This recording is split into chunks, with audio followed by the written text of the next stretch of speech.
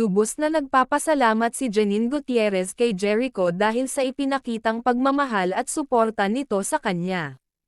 Hindi inaasahan ni Janine ang sorpresang bahay na regalo ni Jericho, kaya't sobra siyang natuwa at nasorpresa. Ayon kay Janine, malaking bagay para sa kanya ang ganitong klaseng pagmamahal at pag-aalaga ni Jericho. Hindi napigilan ni Janine ang kanyang mga luha dahil sa sobrang saya at pasasalamat na nadarama niya. Aniya, ramdam niya ang tunay na pagmamahal mula kay Jericho sa bawat kilos at gawa nito.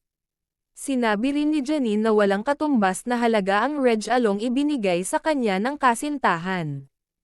Para kay Janine, hindi lamang material ang bahay kundi simbolo rin ng tiwala at pagmamahal. Labis ang kanyang pasasalamat at patuloy siyang nagpapasalamat kay Jericho sa hindi inaasahang regalo. Ayon sa kanya, isa si Jericho sa mga tunay na taong nagmamalasakit at sumusuporta sa kanya.